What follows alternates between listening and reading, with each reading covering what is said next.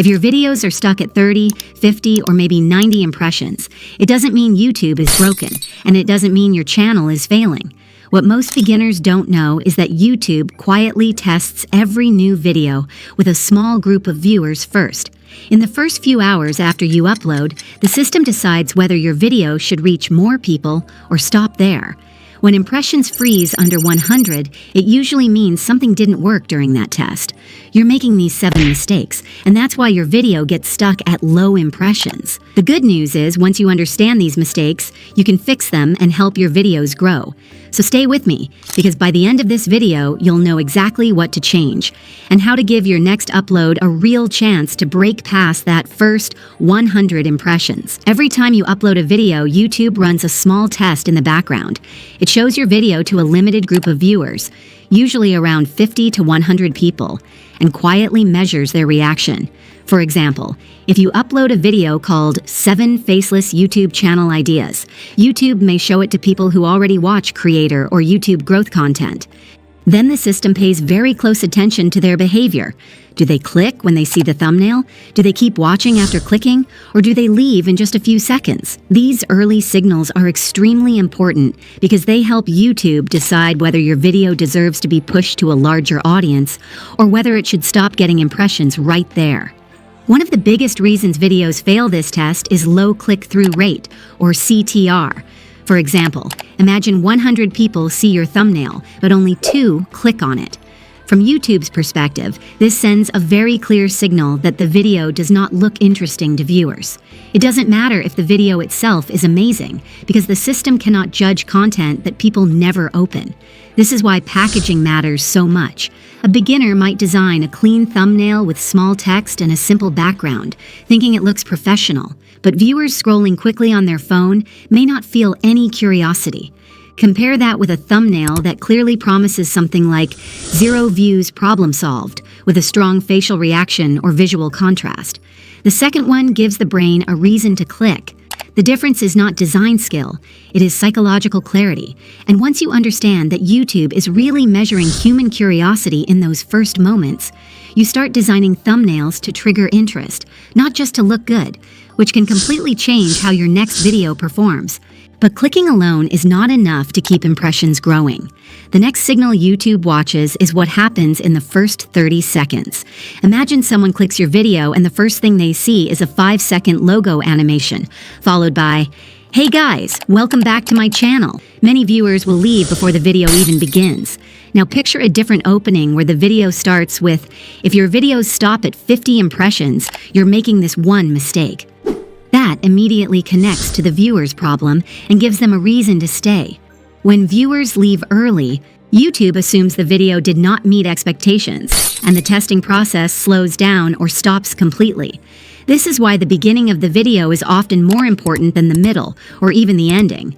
If you can hold attention in those first 30 seconds, you dramatically increase the chances that YouTube continues pushing your video to more viewers instead of cutting the test short. Another common issue happens when the algorithm cannot clearly understand your audience. This usually happens when creators upload different types of content on the same channel. For example, imagine a channel that uploads a history documentary one week, a motivation video the next week, and then a tutorial about making money online. When a new video is uploaded, YouTube does not know which viewers should see it first. The system may test the video with the wrong audience, and those viewers may ignore it simply because it is not relevant to them. The creator then believes the video failed, but in reality, the video was shown to the wrong people.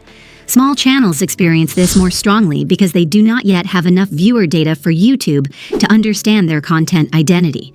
When a channel consistently focuses on one audience and one type of problem, the system becomes better at testing videos with the right viewers, and impressions begin to grow more naturally. This is why clarity is power on YouTube. The clearer your niche and message, the easier it is for the algorithm to find the exact people who actually want to watch your videos. However, even when CTR is decent and the first 30 seconds are strong, some videos still stop growing.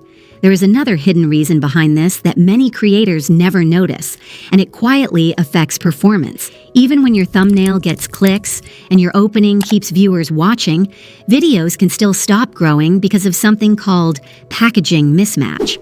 This happens when the promise of the title and thumbnail does not match the actual experience of the video. Imagine you see a thumbnail that says, "How I made $10,000 with AI."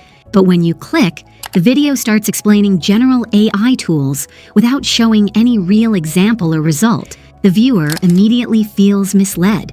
Even if the information is useful, that small moment of disappointment causes people to leave earlier than expected, and YouTube detects that behavior very quickly. From the system's perspective, the video created curiosity, but failed to satisfy it.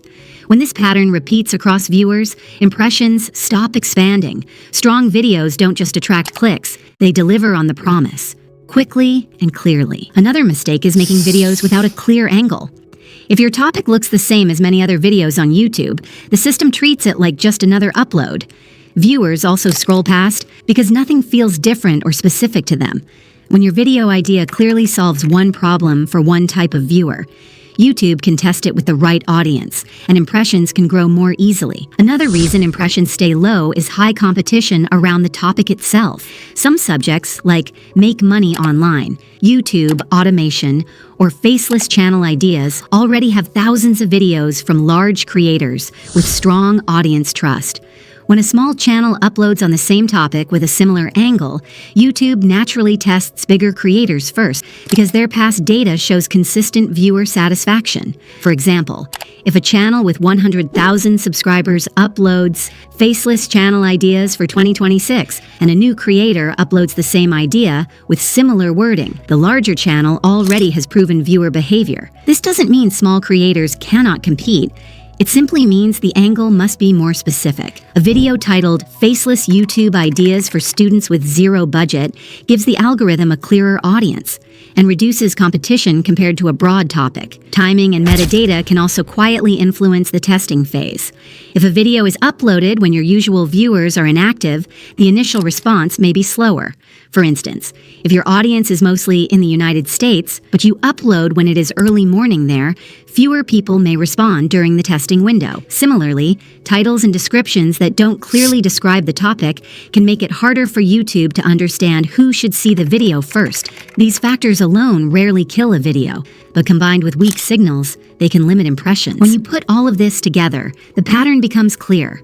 Videos usually don't stop at 100 impressions because of one single mistake. It is often a chain reaction.